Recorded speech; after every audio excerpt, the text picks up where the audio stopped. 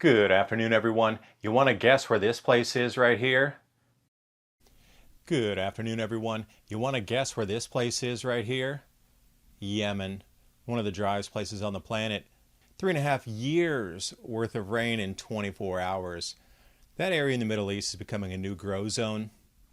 Because looking back in history, the Marib Dam of ancient accolades in how it irrigated to the verdant milk and honey valleys in Yemen. Areas here in green are the new grow zones emerging. Chinese are there, all the investment projects. They scoped out where the mega lakes and all the different drainage basins were over the last 4,000 years. Looking into planetary matchups from 79 AD to 2024, you know something's on the horizon. Governments know exactly what this is. Global liquefaction event. Australia, coldest start to May ever recorded. Victoria. These are the areas I chose on the map and pointed out that would lose crop production back in 2017. Bullseye. So how do you think we're going to dislodge the Chinese from North Africa? It's very apparent now our global food production is in dire straits. And how do you think the governments of the world that already know this Grand Solar Minimum is going to cause these events are handling it right now? They're locking you down so you can't move to better grow zones. It's already in play. Governments across the planet know what's happening. And this is the reason. Perhaps it's not a little bug. Perhaps it's such a giant thing, such as the sun on a 400 or 2,000 year cycle. With the majority of the world's workforce working from home, a useful tool to protect yourself and scramble your computer's identity, a virtual private network.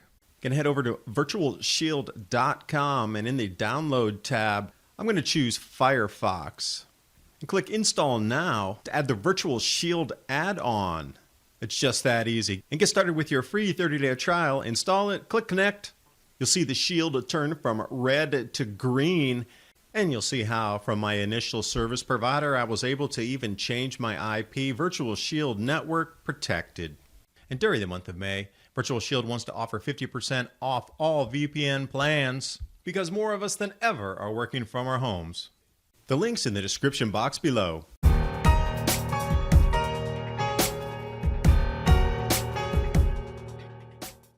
This is the most inconvenient chart here that governments and those that are engineering society want to see. The repeat of 79 AD with 2024. This is going to reset everything. And we already see it's underway, the reset. This is the reason right here. Let's look at it. And from the years of research that I've done, the way this works is as these four gas giants line up in the same quadrant out in our solar system, along with our sun going into this decreased activity state, it's going to create massive electrical effects on our planet and the possibility of something called a global liquefaction event, where mud and water just simply ooze out of the earth. And we're already seeing the above ground precipitation with the extremes in the 500-year range now, so common that it is the common. This does match up with 79 AD, and that would be the Vesuvius eruption, but I encourage you to go to Solar System Scope. Even when you go back to version 1, what I noticed, though, they cut out these older timelines where you can only go back 100 years or so back to 1899. I'm so glad I got all this screen grabbed when I was doing the research several years ago before they stopped the reversal in time. I wonder what they're trying to hide. This right here is what they're trying to hide. Areas in green are the countries that are coming online. And you say, well, that's the Middle East and North Africa. It's so dry there, isn't it? Well, it had been for millennia, but now the Fertile Crescent. These rain patterns are returning, rivers are starting to run again, lakes are refilling, and guess who's there? Chinese. They knew the cycle. And you might ask and say, well, you're just guessing at all of this. Let's take a look over here on the watchers. Now, this is just from the last 1 week of news in terms of weather, what's happening in the Middle East here and North Africa. Djibouti, 6 months worth of rain in a few hours. That's in Eastern Africa. Severe flooding for the 4th year in a row in Afghanistan. Rivers running after 2,000 to 2,500 years, where so many things had been abandoned out in the desert. Those same rivers are running again with this massive hailstorm ripping through and destroying crops in Pakistan. The intense rain and the sideways sheeting 70-mile-per-hour rainstorm and deluge in Qatar. Heavy rains triggering massive floods. Najran in Saudi Arabia. And take a look at this bottom entry here. Aden, that image I'm going to white out for you, is the floods in one of the driest places on the planet. And then Morocco, again, magically more rain, crop production increases. Ethiopia, Somalia, massive floods again, crop increases. And then Czech Republic going into their 500-year drought. I did a video years ago about Elbe River and the drought stones. So these are all signs of a much longer, heavier, more powerful cycle at our doorstep, already in play. Do you think all these things happening across our world are just random happenstance? How the economy was destroyed without an inkling of thought? How everybody's been locked down? This is all what they're going to have to do to try to control masses that are going to flee to warmer areas, areas that have better food production, and areas that offer cheaper food. As we start to march through the summer and into the next couple of years here, it's going to get really expensive food. If you have the means to move, you're going to want to. Well, you can't have 2 billion people moving to another place within a year. That's going to upset the balance of everything, especially when people withdraw their funds from 401ks and then you set up in a new area, the disassociation of wealth. There's going to be huge gaps in areas that people are going to run to, Indonesia, equatorial band countries. And photo of the week definitely has to be this. Aden in Yemen. And you look and you say, well, that is a massive river in the middle of the town there, is it not? There's not even a river there. That just formed from all the flash flooding and the amount of rain that had come down. Before on my channel, we used to get 6 months worth of rain in a day, and that was startling. And then it was a year's worth of rain in a day. And I made the forecast that we would start to see a decade of rain in a single day. Here we are getting into that range of 3.5 years worth of rain in a day. In Yemen, of all places, it makes no sense that it's one of the driest places on the planet unless there's massive shifts going on. And we can clearly see that there are new monsoon patterns that are setting up through this area here.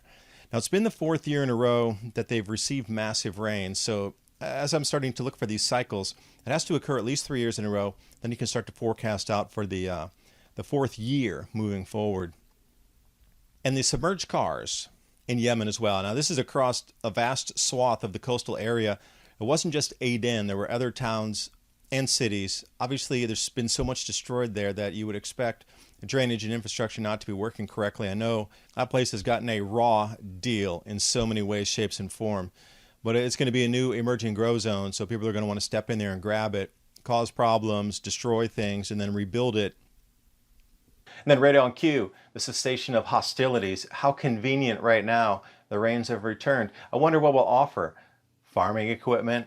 Are we going to rebuild some of the dams? Are we going to put irrigation canals in there again? Are we going to rebuild the roads?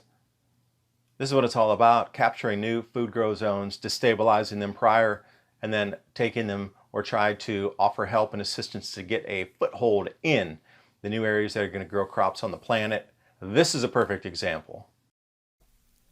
And then looking at Qatar, they had 70 mile an hour per wind, sheeting, blowing rain. I've linked everything in the description box below. I hope you go check out videos and these articles that I watched this and I thought that is the middle of a hurricane, not the middle of a desert. And so many things were destroyed with the winds and the rain that it made a lot of news there as well. It was completely out of the normal to see sideways blowing sheets of rain like you would see in any regular hurricane or typhoon across the planet. And I've done this slide here in a previous presentation at Alternative View 10.1 in London last year, talking about these same areas are going to shift in the precipitation. And because of that, we'll be able to grow crops there where we could not now, especially using underground water resources from Libya to be able to irrigate other areas of North Africa, along with the increasing rainfall. Now, this is over multi-millennial patterns here, but it seems we are definitely into the shift. Now, if this is a heavy and more powerful cycle, as many people believe, then this shift is going to happen far faster than the quote-unquote experts say it could. If we're going to repeat something in the, say, 3,600 year cycle range, this would onset so fast that it would bring us right back to the 4,000 year ago when they're talking about catfish in the lakes across all of North Africa, inland deltas and estuaries filling up, rivers running all the way to the Atlantic Ocean and also into the Mediterranean. And I think the timelines that we've been taught on how fast our climate can shift, we know that a full ice age can onset in 10 years. So why could not a new 3,600 year rain pattern onset in less than a decade as well? Because that is apparently what is happening right now. And great kingdoms rarely go into the night. That is so true. How many civilizations have we seen disappear through the Middle East, the Fertile Crescent, all the way over to Afghanistan and into Pakistan, all through Northern Africa? Great civilizations of their time just totally magically disappeared. They ran out of water. Now, speaking of water, this is the most amazing find here, the Marib Dam. See how tall those walls are? That was the wall to stop the water. That used to be a dam in the desert because so much rainfall came down, the rivers drained into that. There's a computer rendition of what it used to look like. And as you can see also, the fields that were irrigated by this water that was caught in that dam. Now, it's not a coincidence that this area is getting wet, and there has been so much interest in it militarily over the last 7 years. The same powers that you hear the names repeating in the news again and again to go take over places. Not really the oil this time, it's more about the water and the food. And you're going to start to see this same repeating pattern here. So I'm going to talk about China and the North African grow zones. They are going to need to be dislodged out of there, period. So how's that going to happen? First of all, if you look at this chart here, this is 4,000 years ago to 6,000 years ago in North Africa.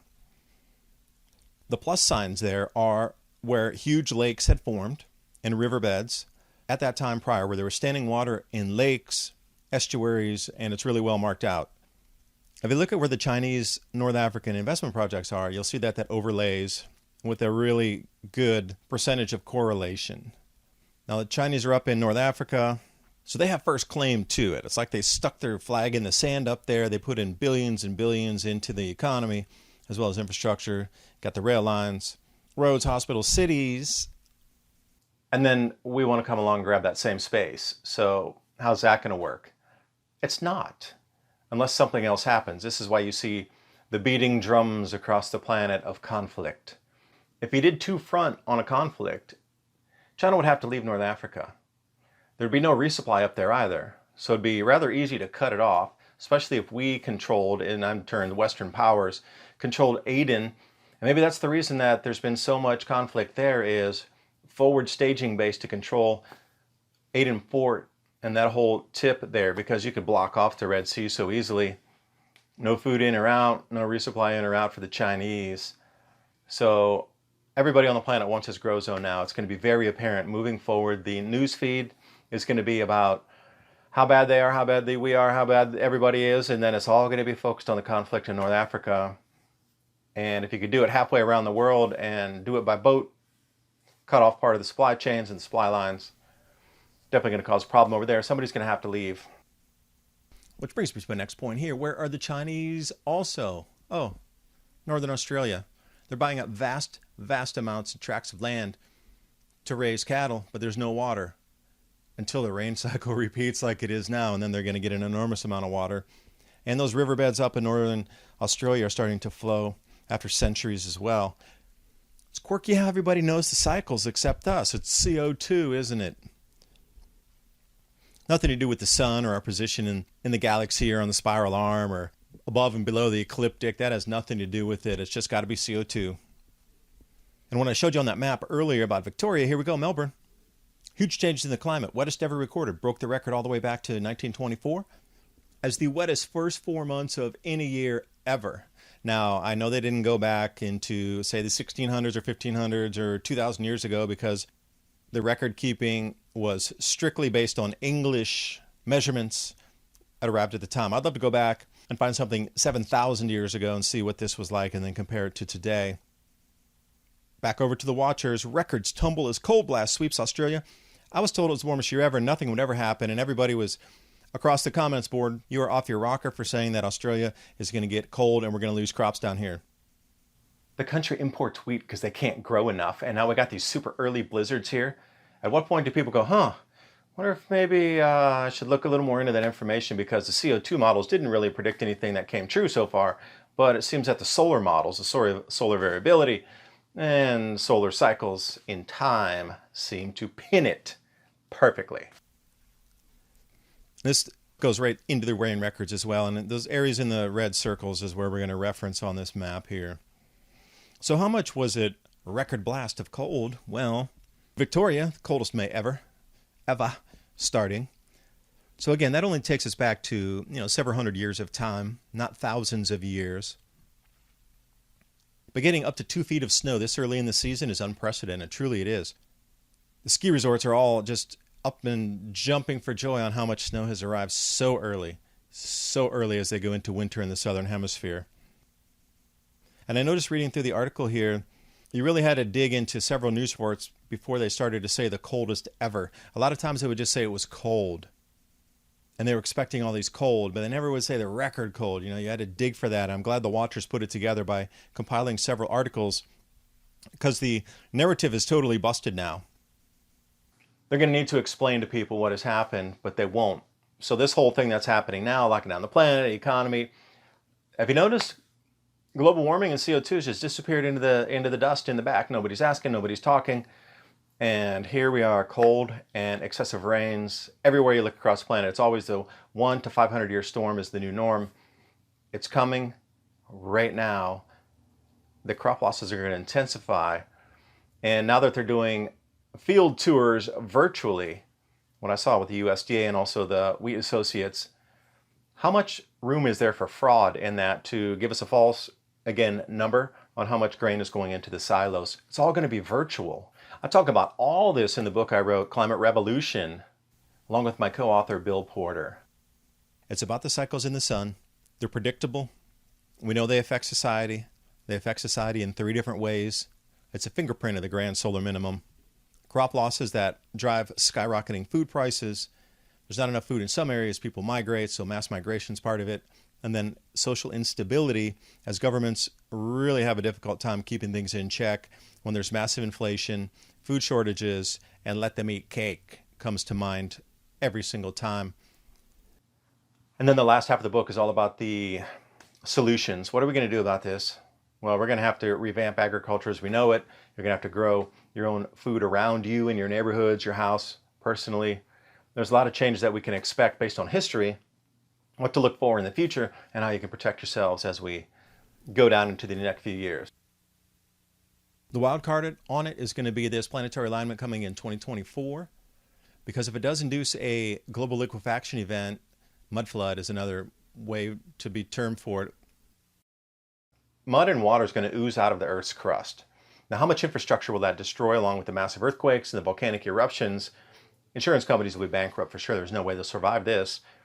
So if we're already looking at collapsing bridges, disrupted pipelines, etc., as we move into 2024 with all these massive geologic changes on this lineup right here, governments know what's happening.